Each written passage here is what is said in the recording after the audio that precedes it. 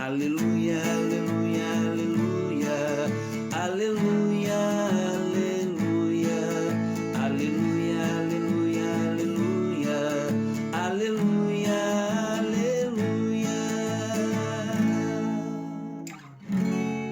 Semente é de Deus a palavra, o Cristo é o semeador.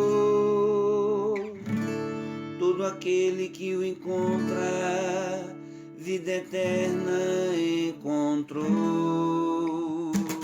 Aleluia, aleluia, aleluia, aleluia, aleluia, aleluia, aleluia, aleluia, aleluia, aleluia. O Senhor esteja convosco. Proclamação do Evangelho de Jesus Cristo segundo Mateus.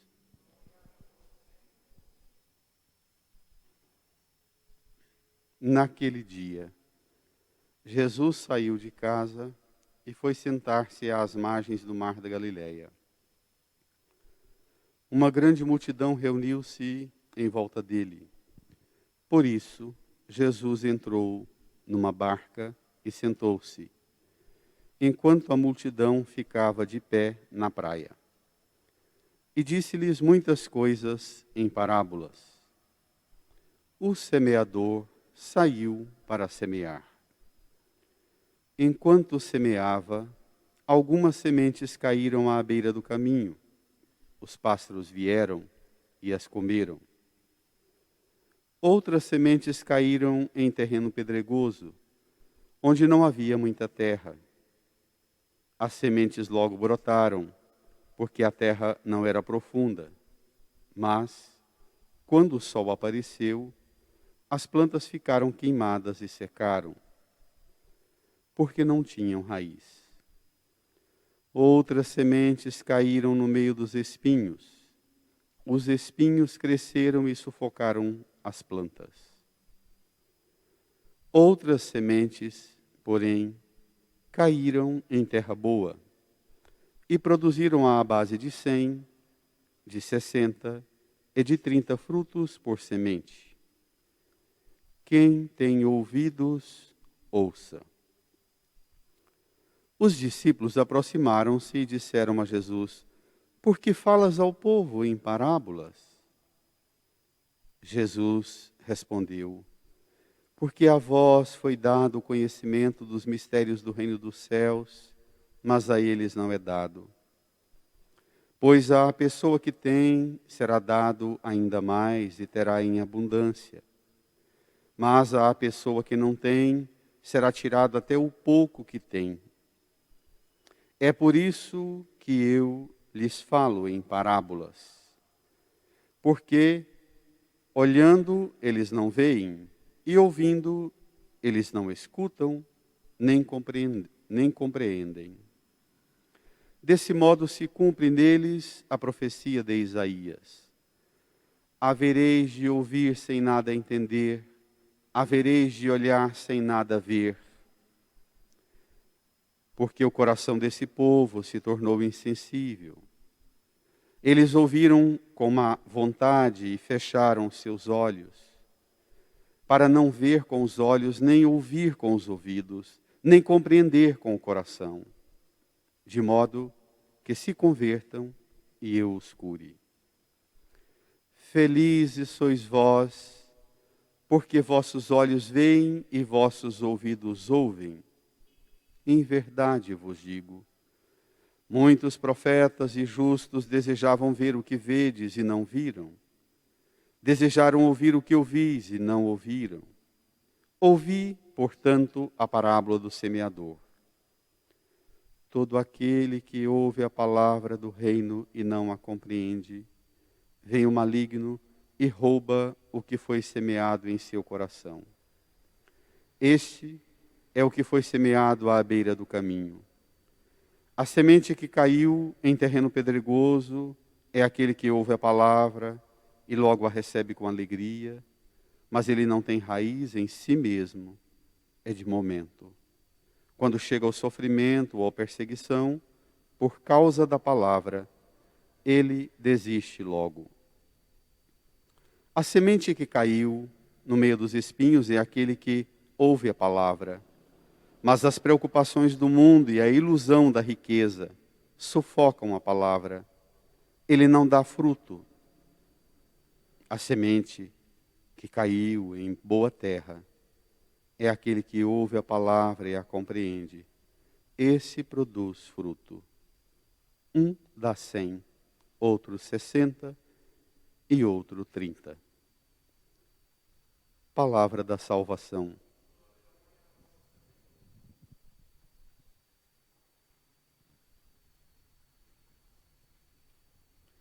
Irmã, irmão, você que reza conosco, faça um minuto de silêncio, invoque o auxílio do Divino Espírito Santo, pois só Ele pode dar-nos a plena compreensão do sentido da Escritura, das palavras de Jesus. Invoquemos o seu auxílio.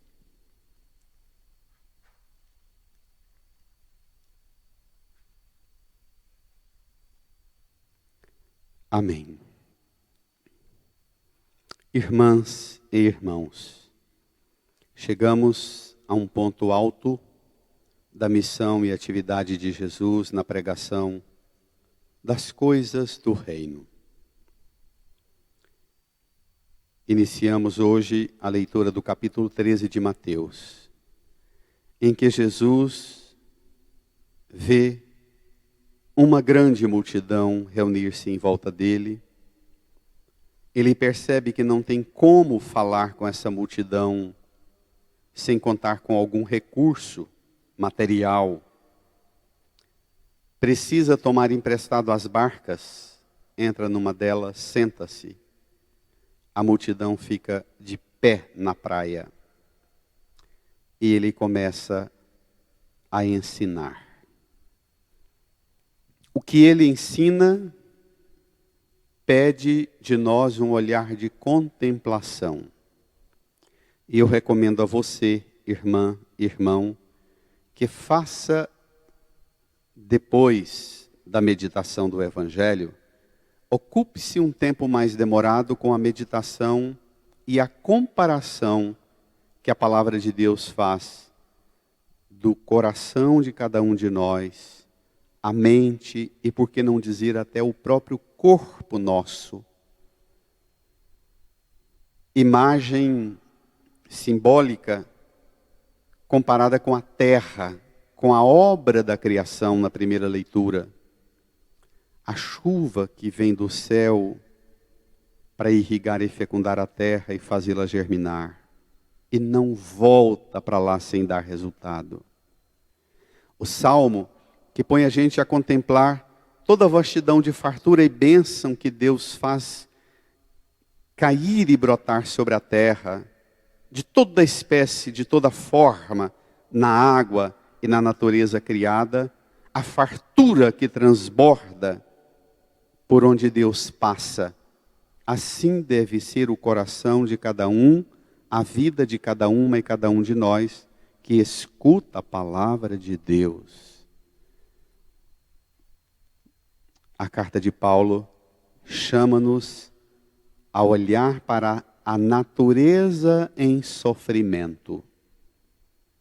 Nos dias de hoje é fácil a gente abrir a internet e ver as fotografias desastrosas da destruição e das queimadas na Amazônia, que precisou até de uma reunião de emergência nesta semana.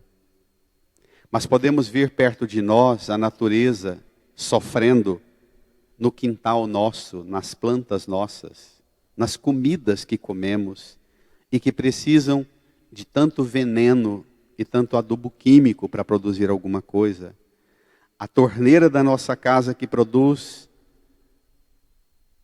tanta água devolvida para os rios, intoxicada e contaminada com tanta imundície que produzimos, além do lixo.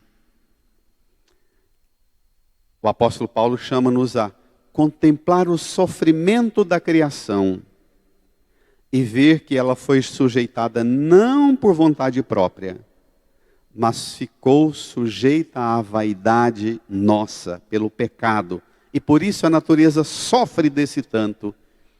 E ela sofre tanto como nós sofremos, gemendo as dores de parto. E não somente ela, mas também nós que temos os primeiros frutos do Espírito, estamos interiormente gemendo, aguardando a adoção filial e a libertação para o nosso corpo. O nosso corpo, na palavra, é imagem da terra machucada e ferida, quando não produz fruto, e é imagem da terra abençoada, curada e cheia de fartura, quando escuta a palavra e produz fruto.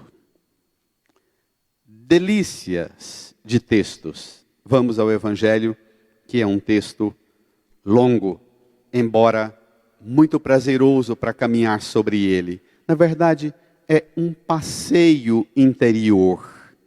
Esse texto é, na verdade, uma viagem interior que a gente faz para dentro de nós mesmos. Mateus, capítulo 13, versículo 1 a 23.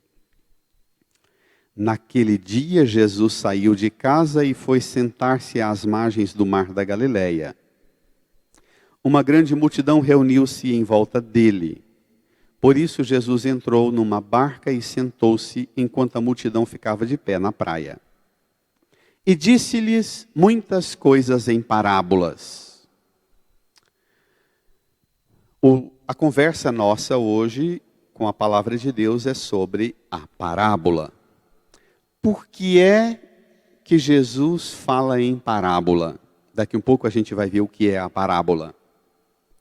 Jesus ensina a multidão em parábola porque a parábola é um método de ensino que exige de quem escuta uma atitude muito concreta.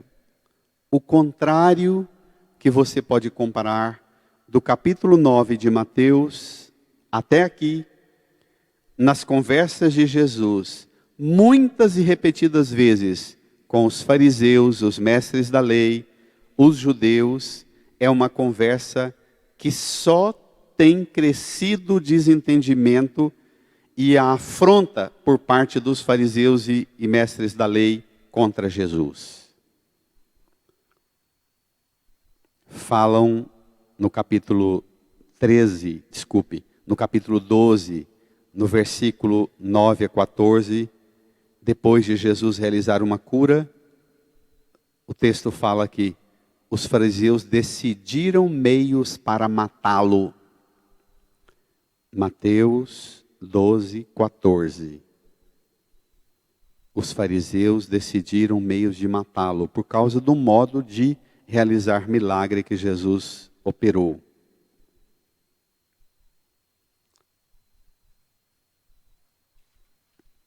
No capítulo 12, versículo 23 a 24, tem a cura do cego, mudo e possesso.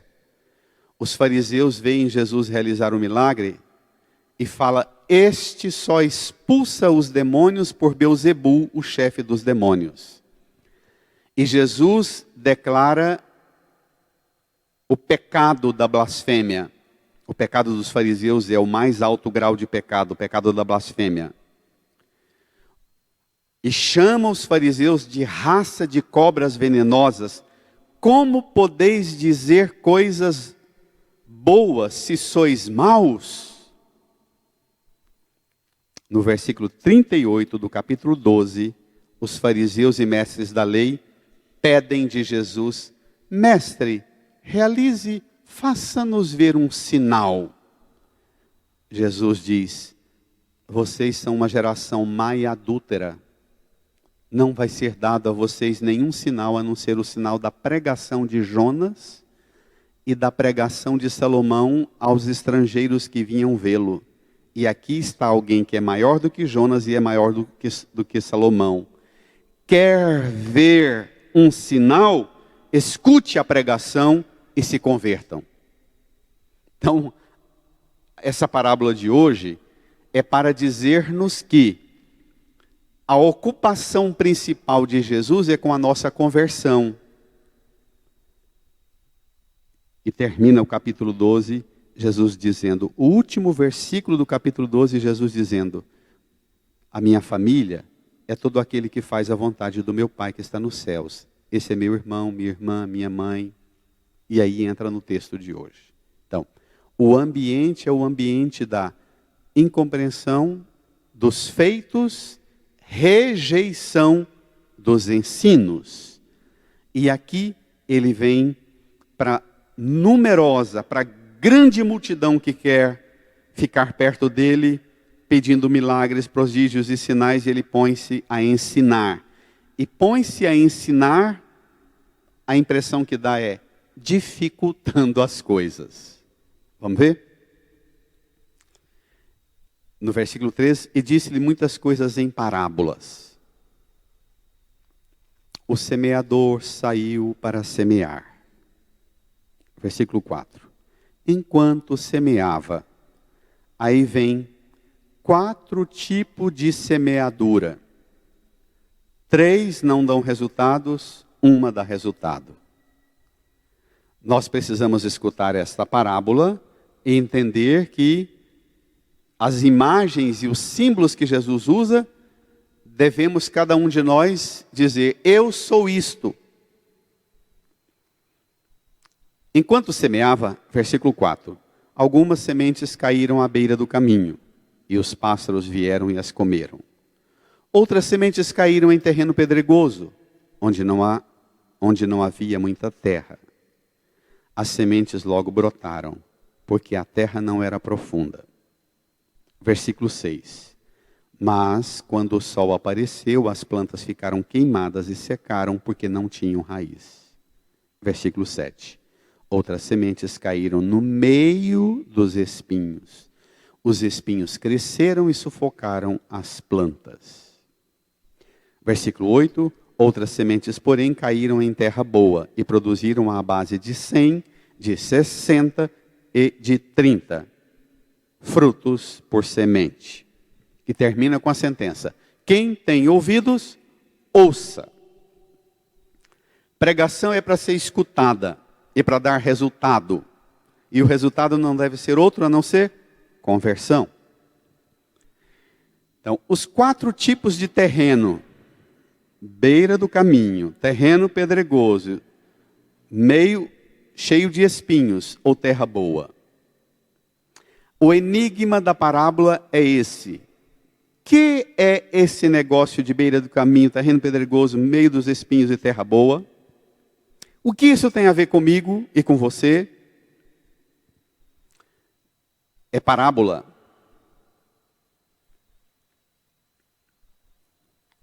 Três terrenos não prestam, são estéreis. Um terreno é bom.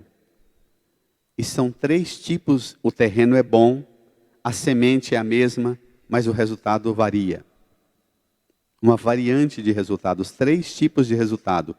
Embora o semeador seja o mesmo, a semente seja a mesma e o terreno seja o mesmo, o resultado tem uma variante. Essa conclusão ela é importantíssima para o resto do texto inteiro. A gente não pode perder essa linha de raciocínio. O semeador, a semente, o terreno e o resultado. Vamos ver. Começa com os discípulos indignados. Sempre. Versículo 10. Os discípulos aproximaram-se de Jesus e disseram a Jesus: por que falas ao povo em parábolas? Jesus respondeu: a vós foi dado o conhecimento dos mistérios do reino dos céus. Lembra domingo passado? Eu te louvo, ó Pai, porque escondeste essas coisas aos sábios entendidos e as revelastes aos pequeninos. Então, hoje ele responde quem são os pequeninos. A quem foi dado o conhecimento dos mistérios do reino dos céus, a vós foi dado, a eles não. Mas por que, Senhor, a eles não é dado? Por quê? Como pode o Senhor tratar de modo diferente pessoas que estão igualmente diante do Senhor? estão igualmente exteriormente diante do Senhor, mas interiormente cada um se diferencia por conta própria. E aqui é que faz a diferença. O enigma da fala em parábola. A parábola, vou recorrer a Bento XVI, porque ele é o mestre da explicação dessas coisas muito nobres. No dia 10 de julho de 2011, Bento XVI interpretou esse texto assim. Mateus insiste sobre o método da pregação de Jesus, precisamente o uso das parábolas. No versículo 10, os discípulos, por que falas ao povo em parábolas? Jesus responde, apresentando uma distinção entre eles e a multidão. Aos discípulos isto é, agora preste atenção, por que é que aos discípulos é dado? Aos discípulos, isto é, aqueles que se decidiram já pelo seguimento de Jesus, ele pode falar do reino de Deus abertamente. Mas aos demais, ao contrário, deve anunciá-lo com parábolas. O que é a parábola? É uma forma de dificultar a compreensão? Não. A parábola é um tipo de apelação na linguagem da literatura apocalíptica, de Daniel, do profeta Isaías.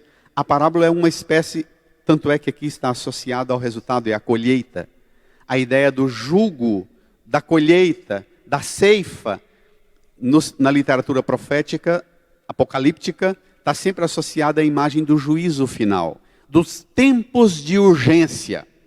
Então a parábola situa numa pregação rápida, sabe aquele curso rápido para dizer, aceita Jesus, irmão, antes de morrer, a bomba vai explodir, o coronavírus vai chegar, vamos morrer, o barco vai afundar, aceita Jesus e quer ser batizado, nas próprias águas do barco que vai nos matar, que já entrou dentro do barco, aceito, sou batizado, daqui um pouco afunda o barco e afundo salvo.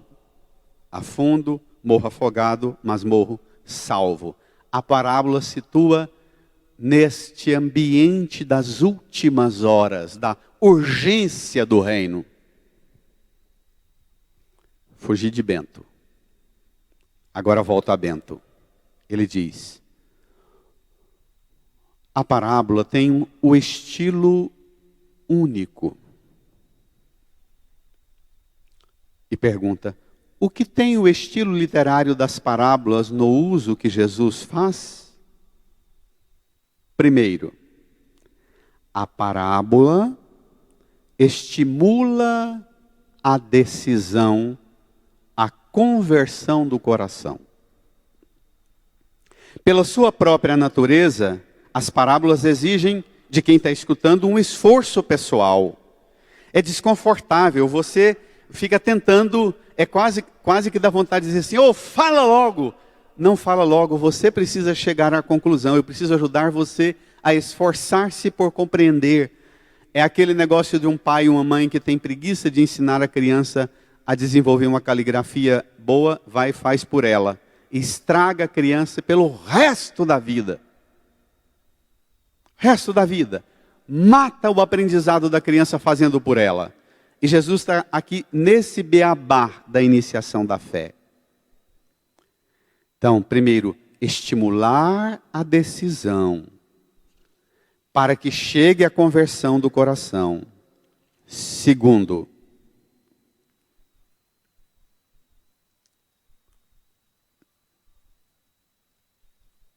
a interpretação é resultado de um esforço pessoal. Quem interpreta é interpelado a usar a inteligência, mas também a usar a liberdade. Eu agora vou desligar meu relógio, eu agora vou esquecer meus problemas e minhas atividades. Quem escuta a parábola e a pregação parabólica é interpelado na sua inteligência e na sua liberdade e também nos seus afetos. Lembra muito o maior mandamento. Mateus 22, 34. Qual é o maior mandamento, mestre, de toda a lei? Deuteronômio 6, 5. Josué 22, 5. Amarás o Senhor teu Deus com todo o teu coração, com toda a tua força, com toda a tua inteligência e com toda a tua alma.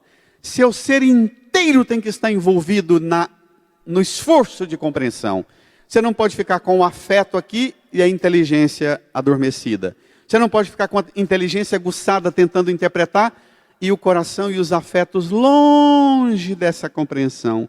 Você não pode estar com o seu corpo aqui, aceso, atiçado, com vontade de entender, mas a inteligência está morna, anestesiada e os afetos estão esfriados. Não pode, não tem cabimento. São João Crisóstomo. Final do ano 300 até meados dos anos 400. Século IV, V. Bento XVI é que cita João Crisóstomo. Jesus pronunciou estas palavras com a intenção de, primeiro, atrair a si os seus ouvintes. Quem não se sentir na liberdade e na vontade de ficar mais próximo, ser atraído por Jesus, jamais chega a ser um que conversa com Jesus sem parábola. Segundo, São João Crisóstomo, Jesus fala assim para estimular uma decisão de segui-lo. Terceiro, para que se esforcem e o procurem. Quarto, e assim serem curados. E por que curados? Salvos. Vem a conclusão de Bento XVI, que é um dos manjares para a interpretação da parábola de hoje, que dá vontade de repeti-la muito. No fundo, diz Bento XVI, a verdadeira parábola de Deus é o próprio Jesus, é a sua pessoa. Que no sinal da humanidade, um homem, um galileu, um nazareno, pobre, simples, humilde, pregador, retirante, caminhante, esconde e ao mesmo tempo revela a divindade, o próprio Deus. Desse modo, Deus não nos obriga a crer nele, mas atrai-nos a si com a verdade e a bondade do seu Filho perto de nós, falando-nos. Com efeito, diz Bento XVI, o amor respeita sempre a liberdade. A multidão está aqui, de pé, diante dos barcos, e Jesus prega, mas é preciso decidir-se pelo uso dessa liberdade num segmento que dê resultado, que é o que vem agora. Vamos lá. E é doído o que vem. Eu te previno, porque o que vem agora é um dos textos mais sofridos de pregar na minha vida de padre. É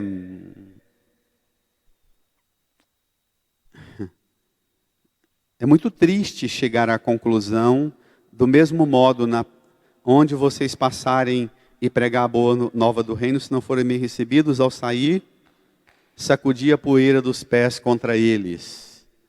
É bem nessa linha que vem agora. A resposta de Jesus é dolorida. Vejamos.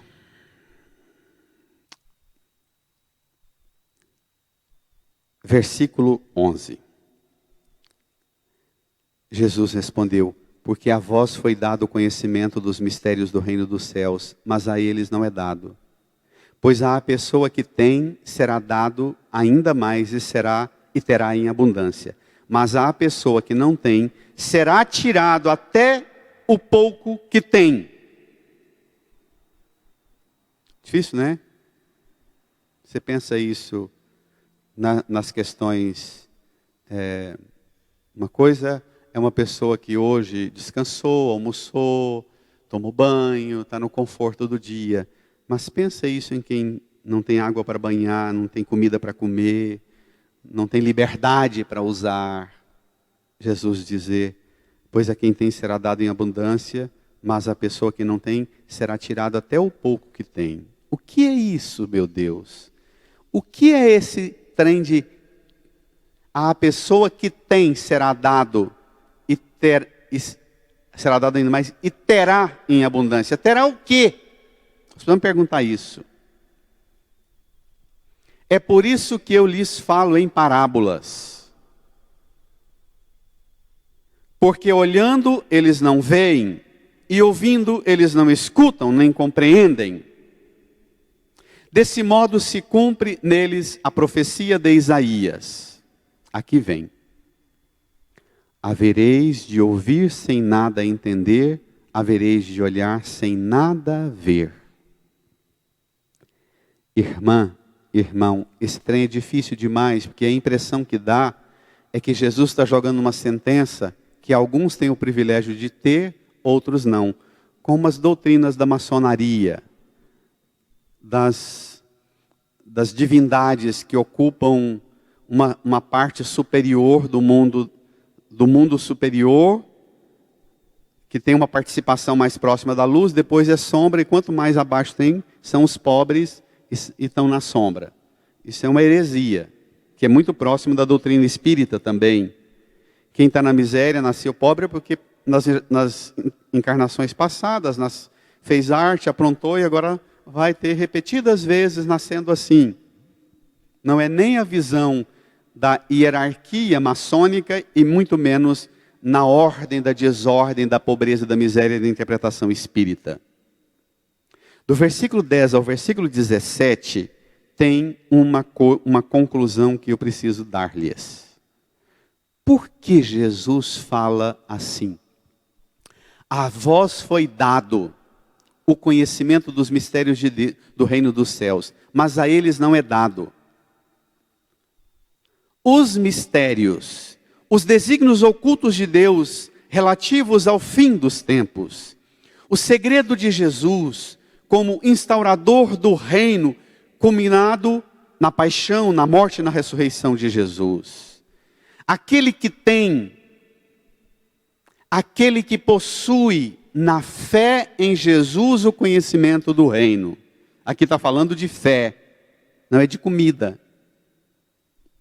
Não é de dignidade num tratamento de saúde na fila para conseguir um exame do coronavírus aí, que para quem quiser tem que pagar uma taxa no mínimo de 250, 280 reais.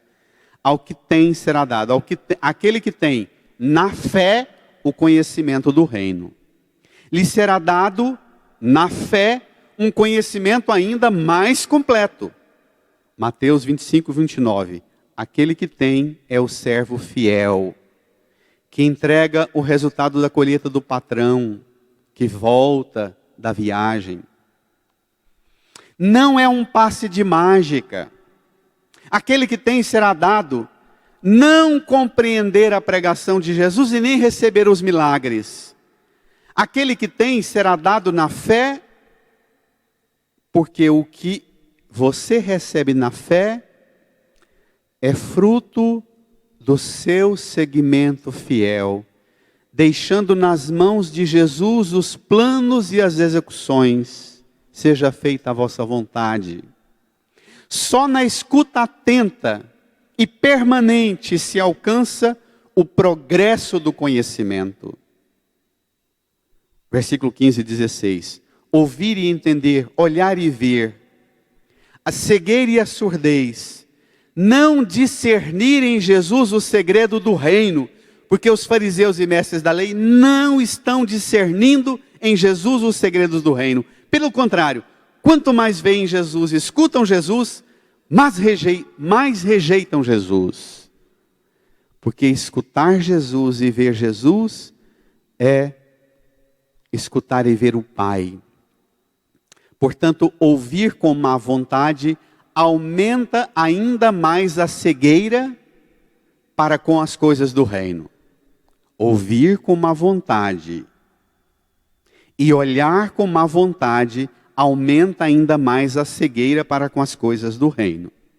O acesso ao reino ou a exclusão do reino são determinados pelo acolhimento ou pela rejeição da pessoa e do ensino que Jesus oferece. Não há neutralidade possível. É você que escolhe entrar ou ficar de fora por uma decisão de esforço pessoal ou não.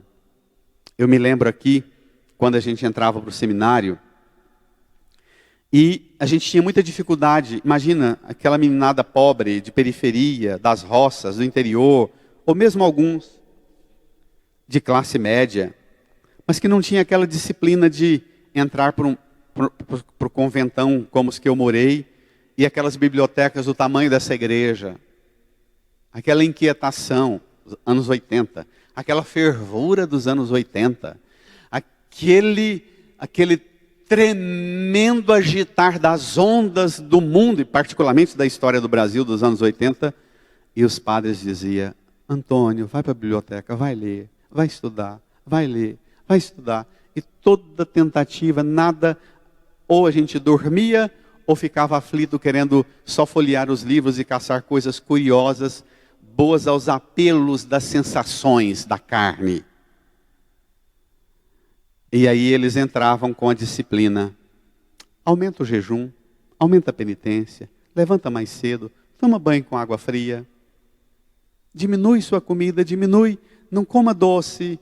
Você vai ter agora que trabalhar as interpelações da sua carne, moldar no seu corpo uma disciplina de preparação para o terreno, para acolher a palavra. Acho que não tem coisa mais profunda na minha gratidão à igreja pelos padres que se ocuparam comigo nessa disciplina. Foi uma graça sobrenatural ensinar-me a ter essa decisão de acolhimento ou de rejeição.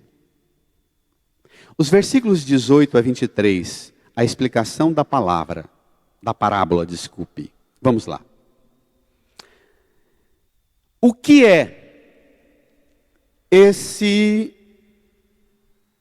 essa explicação da parábola? Para entender a explicação da palavra, nós precisamos grudar. Para entender os versículos 20 até o 16 até o 23, nós precisamos grudar no versículo 15. Vejamos o que diz o versículo 15, porque é ele que vai dar o abracadabra, a senha, o segredo para a interpretação da parábola. Porque o coração deste povo se tornou insensível.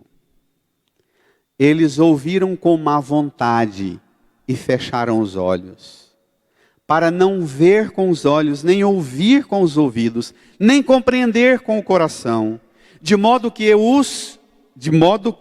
se converta e eu os cure. Aqui é o contrário. Tem gente que pede o milagre da cura, porque se ele for curado, ele vai se converter. A parábola é exatamente o inverso. Para que, compreendendo, se converta e alcance a cura. Eu nunca tinha reparado tanto isso como essa semana. É a compreensão que vai operar a conversão e a deliberalidade de pôr-se diante de Deus e ser curado por Ele. Quantas pessoas procuram uma cura, e vai num grupo de oração, no do pregador, e viaja lá em Brasília, e vai lá em Anápolis, e vai no Rio de Janeiro, e vai no Nordeste, e vai atrás dos pregadores, e dos videntes, e dos curandeiros, porque querem a cura. Precisam de pregação. Precisam de escuta da palavra, pondo-se numa decisão corajosa de liberdade, de a cada palavra acolher o convite ou recusar o convite de seguimento do Senhor. Aqui é o inverso. Aqui a cura não vai ser operada para que fulano se converta. Deus, todo jeito chega a Deus, ou pela dor ou pelo amor. Essa doutrina é espírita, ela não é cristã. A doutrina cristã é: a Deus só se chega pelo amor. Ou você se chega pelo amor que vem de Deus sempre, ou você se chega pelo amor que vem de Deus e que vem de você, ou vem dos outros. Mas a Deus só se chega pelo amor. Essa máxima espírita, se chega a Deus ou pela dor ou pelo amor, não. Pela dor, aqui ao contrário de dar um câncer para a pessoa, para que ela se converta, dá-lhe uma disciplina de ir para a biblioteca, de ir para o seu quarto, para a sua sala, pegar a sua Bíblia, acender uma vela e consagrar todos os dias da sua vida 1 hora e meia de meditação da palavra, de oração com a palavra. Consagração da sua vida à palavra. Para quê? Para que a palavra me forme, metanoia, mude a minha mentalidade para mudar as minhas metas. Quando mudar a minha mentalidade e eu mudar as minhas metas, eu ficarei diante de Deus e receberei dele a cura. E o que é a cura? Vamos ver?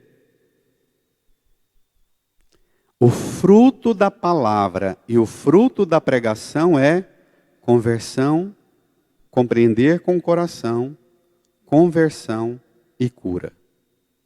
3 coisas. Compreender com o coração, conversão e cura. Agora vem. Daqui um pouco a gente vai voltar ao versículo 15, porque ele é o segredo, é a chave que abre para a interpretação. Versículo 16. Felizes sois vós, porque vossos olhos veem e vossos ouvidos ouvem. Lembra as bem-aventuranças. Bem-aventurados, felizes sois vós, os pobres em espírito, os aflitos, os mansos, os misericordiosos, os que promovem a paz, os que são perseguidos por causa da justiça, os puros de coração. Felizes sois vós, porque a quem tem será dado ainda mais e terá em abundância, mas a quem não tem, até o pouco que tem lhe será tirado. Tem o que, Jesus? Tem esforço pessoal para alcançar uma compreensão das coisas da fé. Porque a fé não dispensa a inteligência e nem os afetos. A fé, para progredir, depende da minha e da sua inteligência e dos seus e dos meus afetos. Vejamos. Versículo 17. Em verdade eu vos digo, muitos profetas e justos desejaram ver o que vedes e não viram. Desejaram ouvir o que ouvis e não ouviram. Profetas e justos, hein? Não está falando de pecador, miserável, vagabundo, não. Profetas e justos desejaram ver e ouvir. Ouvi, portanto, a parábola do semeador. Versículo 19. O centro da obra da palavra. Vem agora. Todo aquele que ouve a palavra de Deus e não a compreende, ouve e não a compreende. Porque para compreender precisa do esforço pessoal para compreender. A mãe vai perguntando, você entendeu? Você compreendeu o que eu te pedi? Não é assim que mãe antigamente falava com a gente? Você entendeu, menino, o que eu te pedi? Eu te mandei buscar, não foi isso, você não entendeu. Vem cá, escuta, é isto, é isto, é isso. Você entendeu? Vai lá e busca, porque eu preciso é disso. A compreensão exige esforço, exige atenção. Não se compreende sem esforço pessoal. Não é só executar a tarefa, é preciso compreender a tarefa para depois executá-la. Hoje, nos estudos e pesquisas do mundo afora, no Brasil, o que eu gasto para fazer, o tempo que eu gasto para fazer uma cadeira dessa para sentar no Brasil, eu gasto 3 semanas. Nos países de disciplina maior, como Alemanha, França, Estados Unidos, Inglaterra, se faz com 2, 3 dias. A desproporção é uma coisa absurda, por causa da indisciplina nossa no Brasil. Nós somos escravos da indisciplina. Escravos. Então, a compreensão exige esforço. Vou falar um absurdo. Absurdo. Toda essa luta para dar computador e celular para todas as crianças, para que tenha ensino à distância, eu fico pensando, será que meninada precisa mais de computador e de celular e de internet? Será que era isso mesmo? Não teríamos outros métodos? Não seria zeloso de nossa parte desenvolver outros métodos de ensino e aprendizagem e não sermos escravos de uma tecnologia que também domestica para um padrão compulsivo de comportamento e de consumo?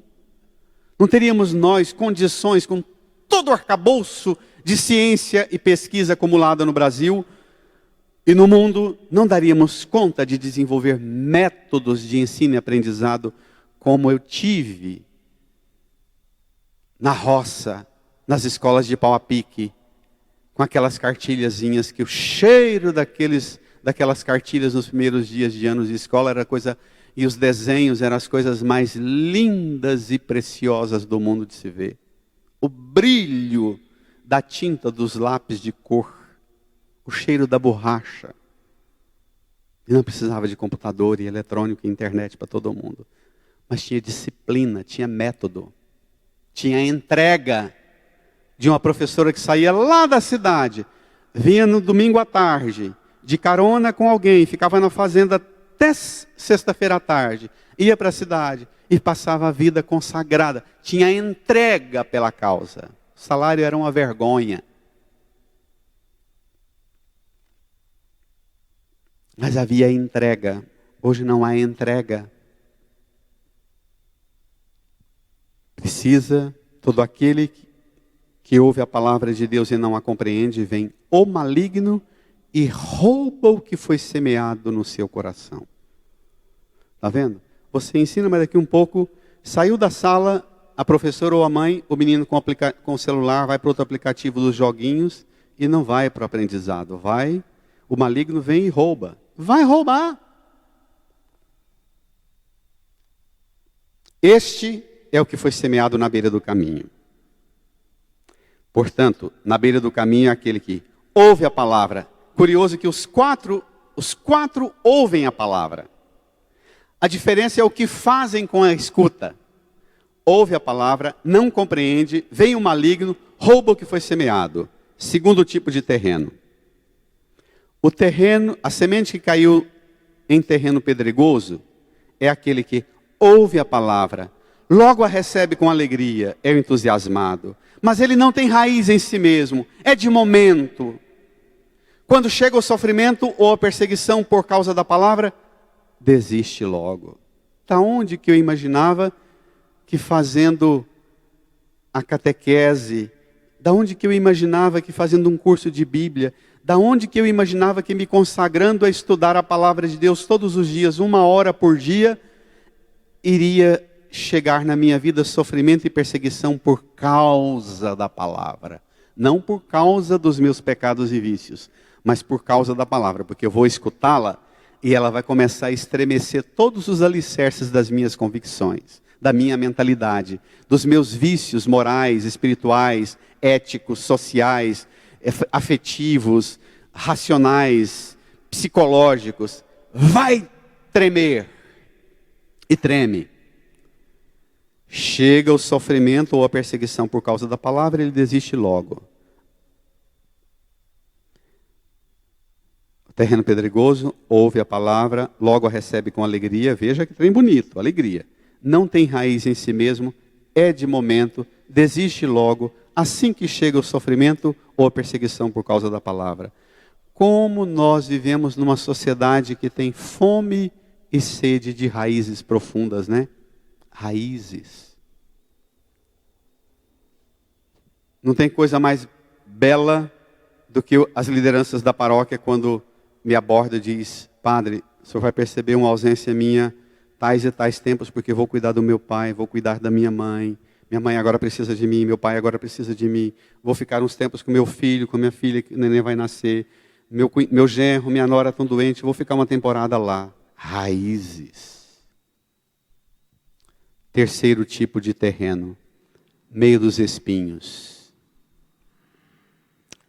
A semente que caiu no meio dos espinhos é aquele que ouve a palavra, mas as preocupações do mundo e a ilusão da riqueza sufocam a palavra. Ele não dá fruto, nem chega a dar fruto.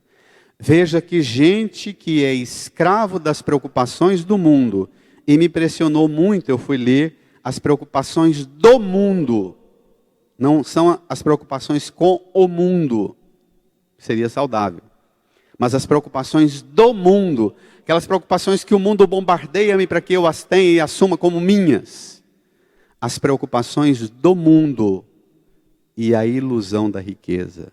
Será que isso existe hoje em dia? Ou só há 2000 anos atrás? Sufocam a palavra, são espinhos. Ele não dá fruto. Não é a palavra que não dá fruto. Jesus diz, ele não dá fruto. É bacana isso. Ele não dá fruto. Não é ela, a palavra, que não dá fruto. É ele que não dá fruto. E ele não dá fruto. Agora vem, versículo 23. A semente que caiu em boa terra é aquele que ouve a palavra e a compreende. Esse produz fruto. Um dá 100, outros 60, outros 30. Olha só que coisa impressionante. Ouve, compreende, dá fruto. É coisa prática, é coisa de peão da roça. É a mentalidade do caipira, não tem muita elucubração.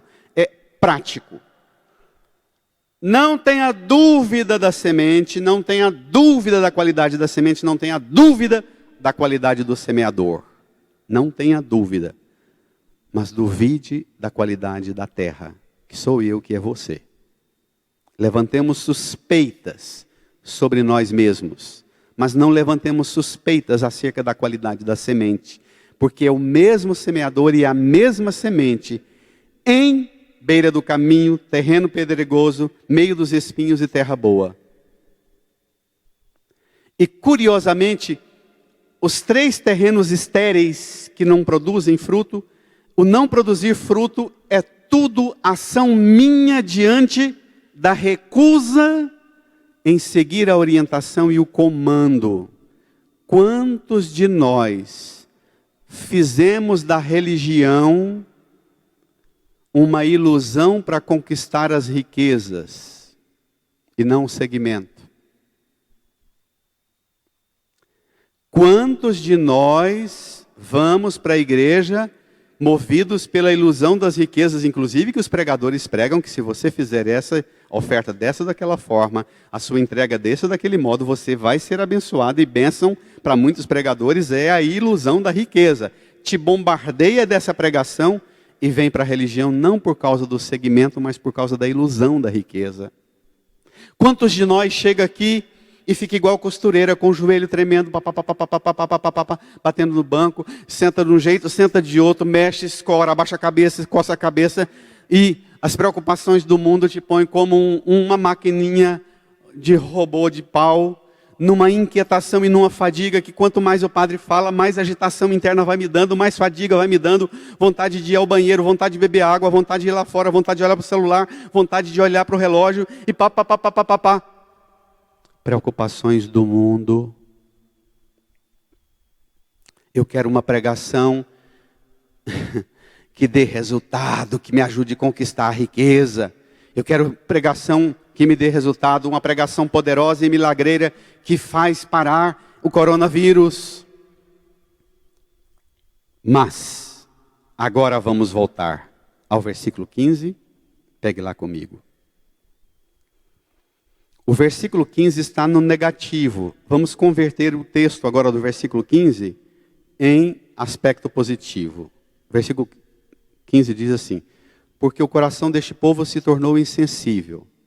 Então, para dar fruto, primeira coisa, precisa escutar a palavra e a pregação com o coração sensível. Segunda coisa, eles ouvem com má fé. É preciso ouvir com boa vontade, com boa fé.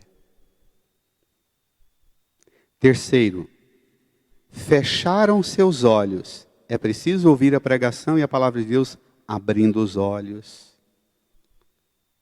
Quarto, vê com os olhos. Diz para não ver com os olhos. No versículo 15, e é preciso ver com os olhos. Quinto, ouve com os ouvidos. No versículo 15 diz, nem ouvir com os ouvidos. Sexto, compreender, eles não compreendem, nem compreender com o coração. Aqui é preciso compreender com o coração. Pasmemos, tem 7, a 7ª é a mais importante. De modo que se convertam e os cure. Não há conversão e nem cura. Para ter conversão e ter cura, é preciso 6 coisas para a 7ª acontecer. É preciso coração sensível, ouvir com boa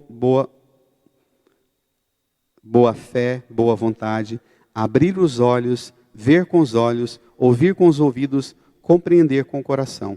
Aí haverá, Jesus diz, de modo que se convertam e eu os cure.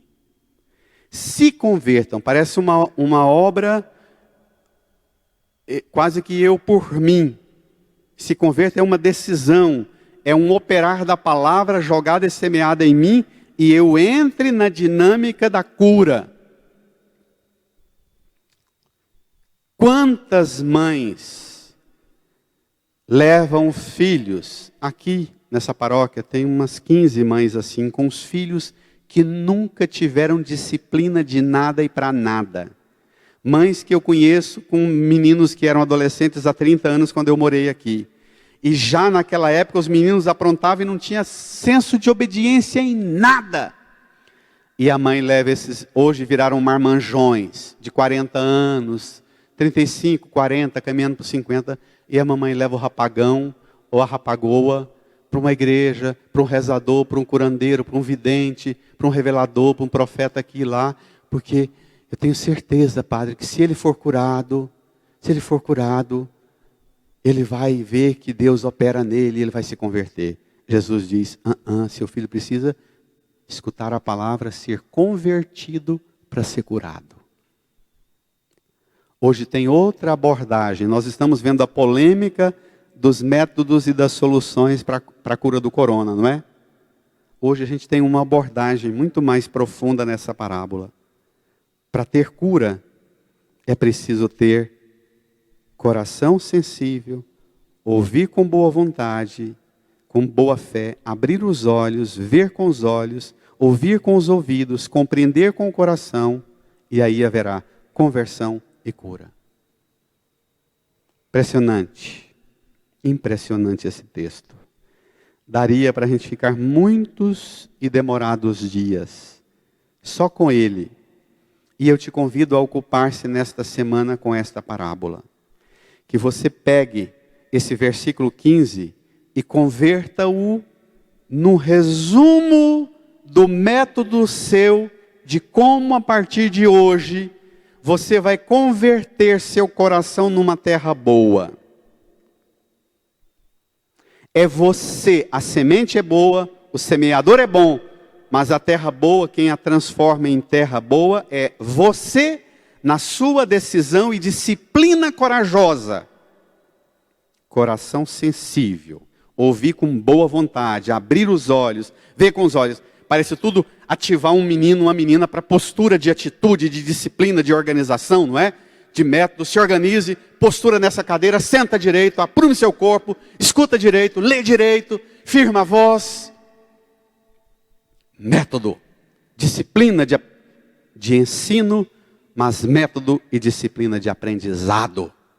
O aprendizado também exige disciplina, exige método. É a conclusão da parábola. Mais emocionante do mundo. A terra é boa, a semente é boa, o semeador é bom. Mas uns dão conta de produzir 100 frutos por uma semente, outros 60, outros 30. Deus não faz do altar dele um balcão de recebimento do imposto, fazendo os cálculos, dizendo, você recebeu uma que poderia produzir 100, traga 100. Ele respeita as peripécias e os percalços que cada um passa. Deus respeita. Deus sabe olhar para as dificuldades que você teve para escutar essa palavra e caminhar no seu casamento, na sua profissão, na sua educação dos filhos. Deus recebe das suas mãos a sua entrega, o seu esforço.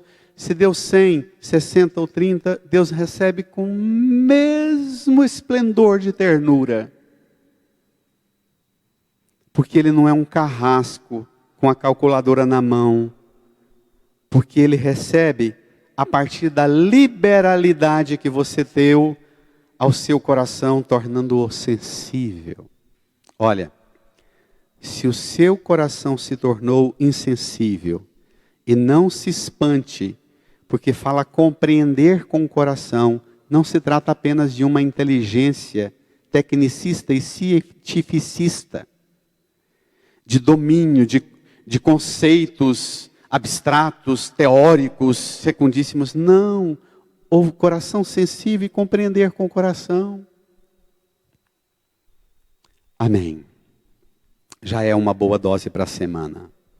Põe-se na presença de Deus, faça sua oração pessoal. Jesus está no barco. Lá de dentro do barco Ele prega olhando para você. Ele sabe se o terreno do seu coração, escutando hoje a pregação dele, se o terreno do seu coração é um chão duro de beira do caminho, um chão pedregoso, um chão, uma terra cheia de espinhos, ou uma terra boa. Você pode pedir a Ele: Senhor, antes desta palavra ser semeada, eu te peço, por esta mesma palavra, converta meu coração em terra boa. Transforme em terra boa meu coração sensível, meu coração querendo compreender-te, amar-te, seguir-te, obedecer-te nos ensinamentos, nas verdades que o Senhor ensina. Senhor, dá-me a graça de te escutar, te amar, de aderir ao que o Senhor me ensina. E experimentar a conversão, e experimentar a doçura da cura que o Senhor guardou e guarda para me dar. Depois dos passos de minha conversão, darei diante do Senhor o testemunho da minha conversão e receberei do Senhor a cura necessária. Cura, Senhor, essa terra dura, cheia de espinhos. Cura, Senhor, esse coração insensível. Cura a minha indisciplina, a minha preguiça. Cura, Senhor, tudo que me impede de acolher a sua palavra como semente boa, de semeador abençoado. Cura, Senhor.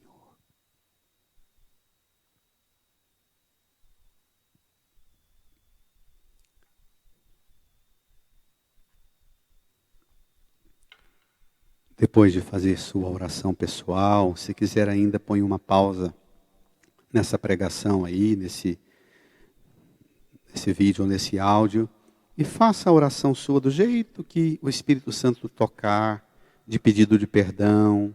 Ocupe-se mais com o pedido e com a oração de intercessão por sua família, sua casa, para que cada um se transforme numa terra boa. Faça do seu modo a oração e depois você vem aqui e a gente juntos professa a fé. Amém.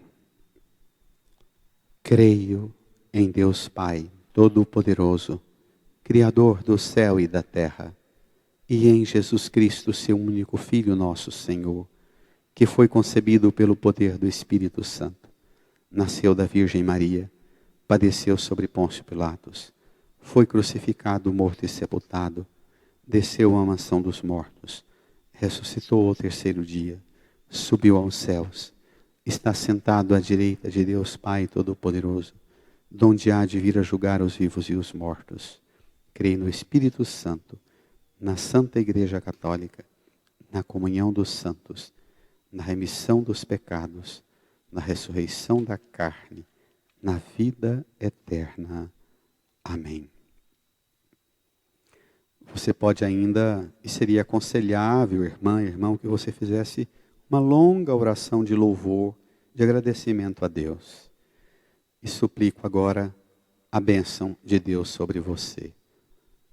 O Senhor esteja convosco. Inclinai-vos para receber a bênção. A paz de Deus, que supera todo entendimento, guarde vossos corações e vossas mentes no conhecimento e no amor de Deus e de seu Filho, nosso Senhor Jesus Cristo. Amém. Abençoe-vos Deus Todo-Poderoso, Pai e Filho e Espírito Santo. Amém. Um feliz domingo. Vai render a semana, uma semana abençoada. Ocupe-se a semana inteira com esse texto e transforme-se na terra boa, que o Senhor garantirá muitos frutos da semente que Ele mesmo é e que Ele mesmo semeia em seu coração. Feliz semana. Fique em paz. Amém.